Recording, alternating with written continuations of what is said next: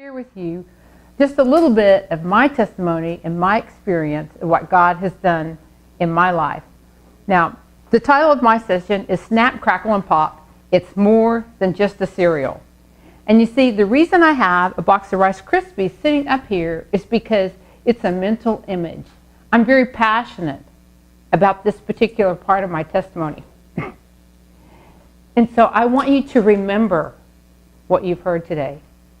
And every time you go to the grocery store, when you walk down the cereal aisle from now on and you see a box of Rice Krispies, you're going to remember being at this conference this morning. Now, I got married right after high school. I said I was going to marry the first person that asked me, and that's exactly what I did, because I was afraid no one else would ever ask me. I graduated in May, got married in June. I was 17. Now, I had asked Jesus into my heart when I was 10, but I hadn't grown any spiritually. Actually, I didn't experience any spiritual growth until after I was an adult and was raising my own family. And it was at that time is when I grew. But I didn't know that I needed to pray about who I was going to marry. That began a very long and difficult road. See, I started working when I was 16 and have been working all my life. I've actually been in the medical field over 40 years now. And as nurses, sometimes we have to do some pretty difficult things. I've worked in several different specialties, all the way from the top of your head to the bottom of your feet and several places in between. And some of those jobs are not too pleasant. But I want to tell you, the hardest job I've ever had, I mean the hardest job, was being a mom. Now, the Bible tells us, we know that our children are a gift from God. But personally, I think it would have been a great idea if God would have given us a hand manual, a personal manual to go with each one, because they are all different. No one thing works on all of them. It's amazing to me how two people can produce so many different personalities. And if you have more than one child, you know exactly what I'm talking about. Now, the gene pool in our house was crazy because, you see, I raised 3 children who all had a different mom and a different dad. One was adopted from Kansas, one was adopted from Thailand, and the other was biological. So you can see we had all kinds of crazy in our house. Now, when my kids were young, there wasn't, there's not a lot of anything too traumatic that happens. They're under your feet, and you may think that it's chaos, but there aren't any big issues. It's after they get a little older that things really start to get hard. A normal routine at our house would go something like this. Like I said, I worked all my life, and so I would get up first thing, and I have always been diligent about having a quiet time. So I would get up, I'd have my quiet time, get ready for work. Then I'd get the kids up, get them ready for school, get breakfast, and if you raise kids and it's hurry, hurry, hurry, come on, we gotta go, we gotta go, we gotta go. You gotta get them to the sitter or get them to the school or wherever it is they needed to be, because I gotta get to work. I go to work, get home, excuse me, about 6 in the evening, cook dinner. I cooked dinner every night because eating out was not a luxury we could afford. And so we cooked dinner and then do dishes, clean up, then began all the other things that you have to do before the next day. All 3 were in piano. So they all took piano lessons. I had to make sure everyone's practiced their piano. If you have any homework, make sure your homework is done. And then we were very involved in our church. Went to a lot of church activities. So a lot of times we were gone. We'd be at the church doing different things. By the time you got home, get them in bed, then it's time for you to start your next shift. You've got to throw a load of clothes into wash or straighten this up or do that. Whatever needs to be done to get ready for the next day. So that's a typical day when my kids were growing up, what it would be like. Now, after your children are grown, you can look back and think of some humorous things that are funny now, but they weren't very funny at the time. I'll give you a couple of examples. My son worked harder at not taking a bath than anyone I have ever known in my life. The way he got caught was he didn't let the water out of the tub. You would think he would get a clue. But I would send him in to take a bath.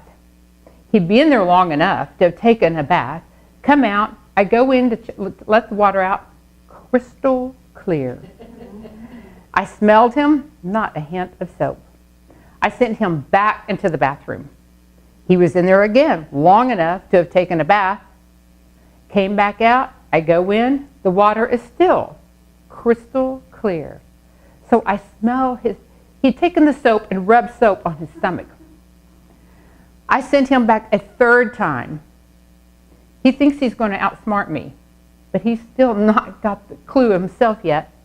He decides to put the bar of soap in the water and let it melt. So I go in and the water is all messy, but something in my instinct, just like I don't trust him, I decided to smell him again. Not a hint of soap. So I would have to, whenever I sent him in to take a bath, I would have to smell his back, check the moisture on his skin to make sure he had actually been in the tub and taken a bath. Now, when they got a little older, the challenges got a little more difficult. At night, they all had phones in their room. We didn't have cell phones, but they had phones in their room. And of course, there's a curfew. You're not supposed to be on the phone after a certain hour. I could wake up in the middle of the night, roll over, pick up the phone next to my bed, hear someone talking. So then we had phone check. At night, all three of them would have to bring their phones to me. I would collect them and line them up against the wall in my bedroom to make sure no one was on the phone in the middle of the night, and there they stayed until the next day. Now, those are funny things I can laugh about now. Then it was just very frustrating. But now it's funny, I can look back on it. But you know, there's some stories that are not humorous at all. My son had a very low self-esteem. He seemed to struggle at everything he did. When he started school, I went to my first parent-teacher conference, and I just knew, it's my first child, and I thought, oh, besides being cute and sweet and adorable, they are going to tell me he's also very intelligent, and they were just going to tell me how wonderful he was. And what they had to say was, he spends a lot of time in the hall. That pretty much set the tone for his whole school life. Now, when he got to junior high, before I realized what had happened, I found out he was on drugs. I was devastated. How could this happen? How could all this happen and get this far without me knowing it? Tried several things. Public schools, private schools, counseling, rehab. He would run away from home and we'd bring him back. Run away from home, we'd bring him back. One night I got a call. Well, before the call came, I was crying and praying, as I did a lot at those days, but I was crying, I was praying, and I was having a one-sided conversation with God. And I was like, God, do not put anything else on me. I've had it. I've just had it, and I can't take any more. I got a call about 2 in the morning. It was from a hospital in Colorado asking for permission to treat because he had taken an overdose. Now, we lived in Oklahoma. How he got to Colorado, I'll never know. Brought him back home. More counseling, more rehab. One Wednesday morning in February of his senior year, mind you, we are this close. I get a call from the school. He had gotten up and walked out of class again, and they were done with him. He had burned the bridges. They were tired of messing with him, and so he left school and then eventually left home. And he just continued in his lifestyle of drugs. Now, my oldest daughter, she's completely opposite.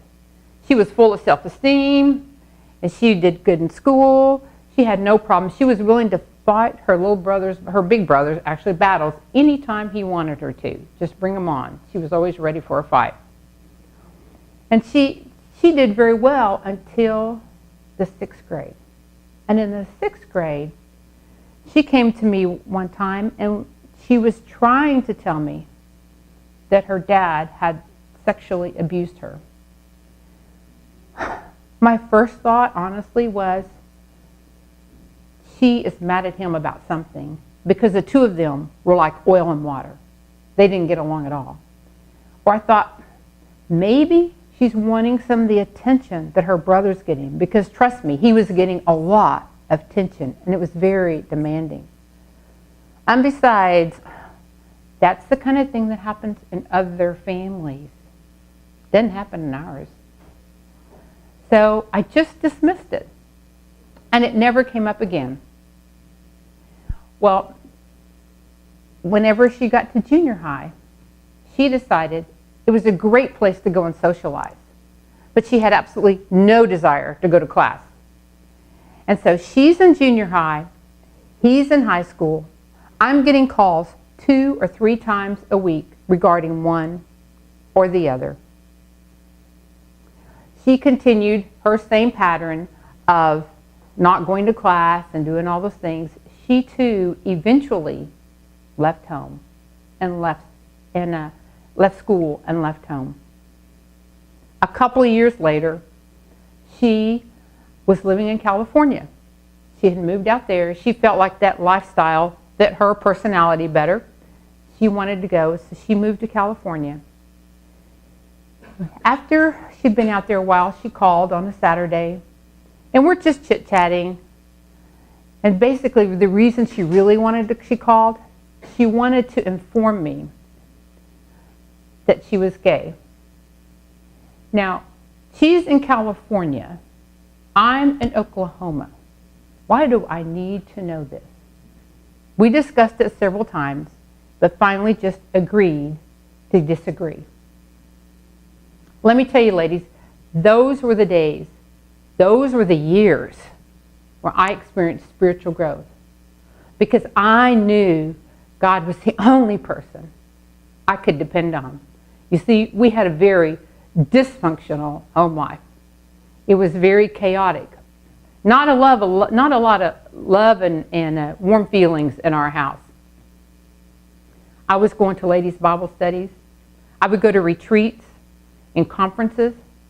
I signed up for every discipleship class that was offered, because I had to constantly feel myself knowing that that was the only way I was going to get through these years. Many times I turned to Philippians chapter 4. That is one of my favorite chapters in the Bible, because it's called the joy chapter, and it would bring me comfort. I would read, I can do all things through Christ who gives me strength. And my God shall supply all my needs according to his riches and glory. And you see, I needed that fulfillment just because I knew, for one reason, like I said, he was the only one I could depend on. I, as it turned out, was not only carrying a load emotionally, I was a spiritual leader of the home. I was the financial provider in the home. I was carrying the burden, the load of everything. And I got to the point where I knew I was becoming seriously depressed, because I would find myself coming home from work and I'd either sleep or I'd cry. And I knew I had to do something for self-preservation. So after being married for 23 years, I filed for divorce. Now this is absolutely the lowest point in my life. I have been in a bad relationship, a bad marriage for 23 years. My son has ruined his life with drugs. And I'm convinced that what my oldest daughter had told me way back there, that it was true. That's something I will have to live with forever. And then also realized there had been instances of adultery. So I was struggling. This is a very difficult time. All the things that I thought were important, I had failed at. You see, I raised one child that grew up without any traumatic difficulty in their life. When I went to school, 1 out of 3 was 33 and a third. And that is a failing grade. So as a mother, I felt like a complete failure. I had failed at everything. The only consolation was the one thing that I did right. The one thing that I knew I had done right was I had raised them in church. Because I knew how important it was to me. I knew how important it was to them, or going to be for them. And so, since we didn't do anything as a family, we never went on vacations, we never did anything as a family, every summer for more years than I even want to admit, I would sell my vacation so I could have money to send my kids to on mission trips and to camp and to do those things that I knew were important for their foundation. Now, as I told you, my son continued his lifestyle of drugs. And that went on. That was his total life. 4 years ago, I got a call from my oldest daughter. She and my son were both living in Nevada. He had gone out there seeking her help. She was trying to help him get back on his feet again, but he had burned bridges with everybody else. And so he was out there helping. She was trying to help him. He would do fine for a while, and he'd fall off the wagon again. He'd do fine, and it would fall off. It's just a repetition. I got a call from her on a Thursday night, and she called and she said, "Mom, he's in the hospital again. They don't think he's going to make it through the weekend." I said, "You tell him Mom's coming." And so she did just that. I was up all night, of course, making arrangements at work, trying to get a flight, packing, and then just filled with anxiety, stress, not knowing what I would find when I got there. Clark took me to the airport the next morning. When I got there, she picked me up, and the first thing she said was, "He's sitting up in the bed talking." And I was just like, whew. I thought, he's dodged the bullet again. But then she went on to tell me the doctor expects him to go downhill after you get here. And so she took me to the hospital, and I stayed there the entire day. We talked about everything. He told me what his wishes were. He knew how sick he was. He told me what his wishes were, and he wanted to apologize to me and tell me he was sorry. And I was like, "Honey, that's not important. Don't worry about that. Have you told God? Have you apologized to God? Asked God to forgive you?" And he assured me that he had. So we stayed and we just talked about all kinds of different things. She picked me up late that evening, and we went to dinner. After dinner, she took me to my hotel. I went straight to bed. I was exhausted. I'd been up 2 days and nights and just worn out, physically and emotionally. So the phone rang about 10. And he's like, "Mom?" And I'm like, "Yes, honey." He goes, "What are you doing?" "Well, I'm sleeping." And he said, "Well, I just called to tell you that I love you." And I said, "I love you too. I'll see you in the morning." We got to the hospital the next morning, and he had crashed in the middle of the night. He was intubated, which is the one thing he said he did not want. I'm going to read to you just a couple of paragraphs from my book.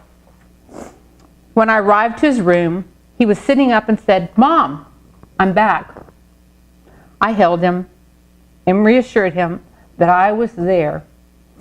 I sat at his bedside for several hours, just waiting for the inevitable. Occasionally, he would sit straight up in the bed, and he'd go, "Mom." I'd say, "I'm here." I was able to hold him and comfort him till he settled down. That went on for several hours. He eventually quit waking up, and he finally breathed his last breath just a few moments, a few hours before his 40th birthday. Now, even though my heart was broken, I was grateful God had given me the opportunity to be there.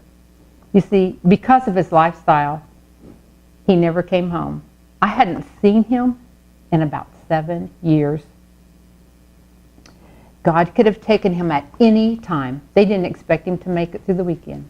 God could have taken him at any time, but instead, he was merciful. He gave us several hours together so we could say our goodbyes and have closure. I was able to hold him and sing to him. I got to look him in the face and tell him that I loved him before I had to tell him goodbye. For that, I will always be grateful. Now, my soapbox, if I was going to have a soapbox to stand on, what I'm passionate about is encouraging moms to spend time with their kids. Because you see, I didn't spend time with my kids. I was busy. I told you what a typical day was in our house. Hurry, hurry, hurry. We got to do this. We got to do this. We got to go. We got to go. We got to go. I never sat down and watched a movie with them. We didn't go to the park and play, or actually just sit and have very much conversation, because I was busy providing all the things for them that they needed, and they really did need. I mean, you needed a house to live in. They needed clothes on their back. They needed food to eat. Those were things they needed, all right. But what I didn't realize is that I was giving them all the things that they needed, except maybe the one thing that they needed the most. That was myself. Let me encourage you. I want to impress upon you how important it is to spend time with your children. Your attention, your wisdom, your guidance, it's priceless. Now, I am so grateful that we serve a God of second chances, because God's given me a second chance. Not with my own children, of course. They're grown. But with my grandchildren. You see, I have 2 beautiful grandchildren from my youngest daughter and my son-in-law that live just a couple of miles from us. And they have been a huge part of my life since they were babies. I have been able to do things with them that I never, ever did with my own children. And God has taught me a lot through those kids. I realize how important relationships are. And you build relationships by spending time. I would never have made it through those difficult years if I hadn't asked Jesus into my heart way, way back when I was 10 years old. I want to assure you that God doesn't love me any more than he loves anyone else. He hasn't done anything for me that he won't do for anyone else. And you see, being a Christian, it doesn't mean life's going to be easy. But what it does mean is we have someone that we can call on 24 hours a day. Someone who sees every tear that we shed. He knows every heartache that we have. And he's there to meet our every need. Now, I just want to assure you that I'm sure that all of you ladies have already accepted Jesus. But we never ever want to pass up an opportunity to give someone that chance. So I'm just going to ask right now for everyone to just bow your head. And if you haven't asked Jesus into your heart, I'm going to ask that you just repeat this simple prayer after me. Lord Jesus, thank you for loving me. Thank you for dying for me. And I just ask, God, that you would just come into my heart. Forgive me of my sins. And help me, Lord, to be what you would have me to be.